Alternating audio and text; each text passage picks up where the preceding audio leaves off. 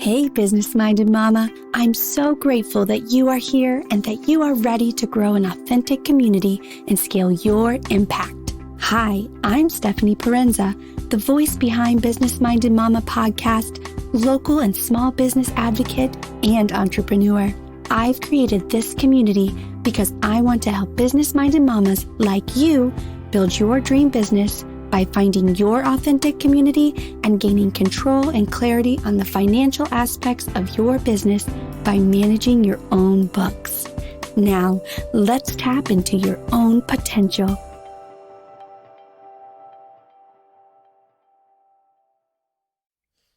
Hello, and welcome to 2021.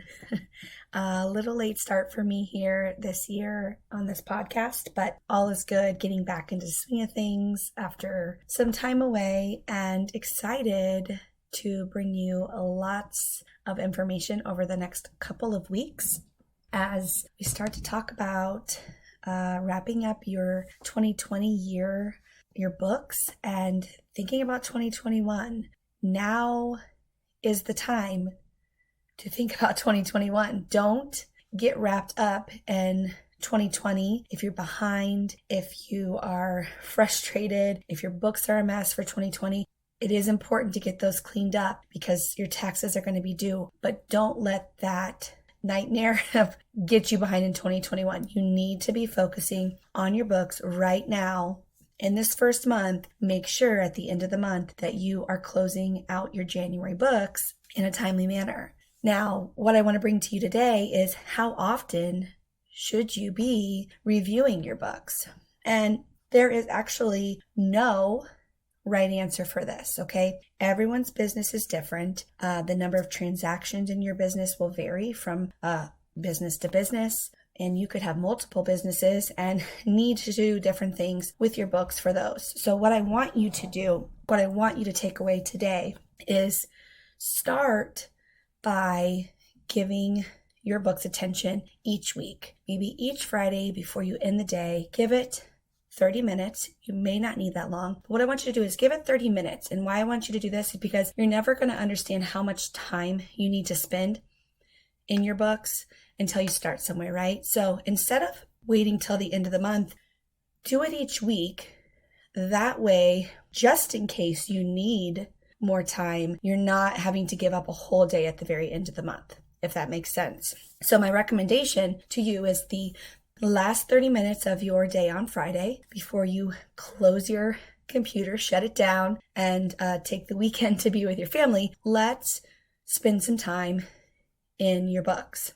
And what does that mean? What should you be doing during that time? Hopefully, you're using QuickBooks at this point.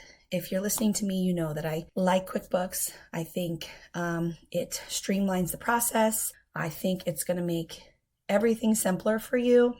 And honestly, if you're not wanting to outsource your bookkeeping because you don't want to pay the hundreds of dollars, why not invest in the QuickBooks program and spend $7.50 each and every month to basically do a lot of the work for you. So we're going to talk like you have QuickBooks. So what do you need to actually do each week in this 30 minutes that we're going to set aside at least this month and next month until we get a good feel for what actually needs to be done in your business? You're going to be syncing with your bank, all right, in QuickBooks. So your bank should be pulling in the transactions. And all you're going to need to do is essentially match those transactions to which expense category they need to go to. This is all I'm asking you to do each and every week. It is that simple. Now, the other thing you could do is send out your invoices. If you have invoicing you need to do, make that your time to do invoicing as well.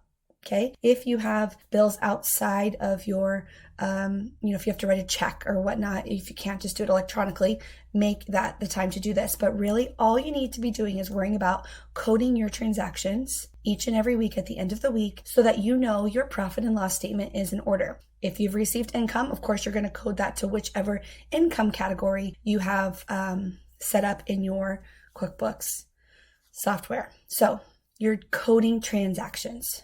It's as simple as that. That's all I want you to do. Invoicing if needed, coding transactions. each and every Friday, 30 minutes before you shut down. You may not need that long and you may need longer, but use this as a starting point to figure out exactly what you're going to need. Now, if you find out this month and next month that you only need 10 minutes a week, you can either choose to do 10 minutes a week or choose to just wait till the end of the month. Keeping in mind that you need to make sure you know what each and every transaction is. So if you have short-term memory, perhaps each week is the best option for you. If you don't have a lot going through your business account, wait till the end of the month, but make sure you're staying on top of it. That's what I want you to take away today. Make sure that you are focusing on 2021 right now. Even if you're behind on 2020, set aside the time for 2021 so that you are on track and not setting yourself up to be behind for this year. Now, with that being said, I also want to invite you to join the Facebook group that I have, Business Minded Mama, because next Monday, I am hosting a free workshop, Be the Boss of Your Own Books. This workshop, completely free in my completely free Facebook group, I hope is going to give you more insight on how to be the boss of your own books. I'm really looking forward to it. I hope that you will come and join us there. Once again, everything is free. It is a place to connect.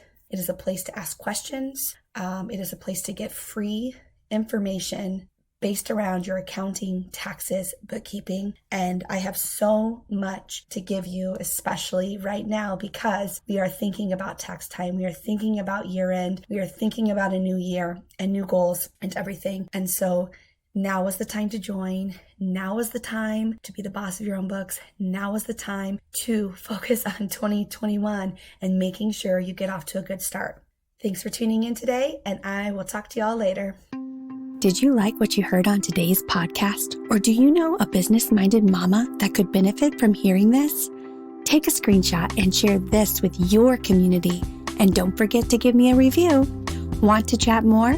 Find me on Facebook in the Business Minded Mama Facebook page, or on Instagram at Mrs. and Sis, or through my website, www.businessmindedmama.com.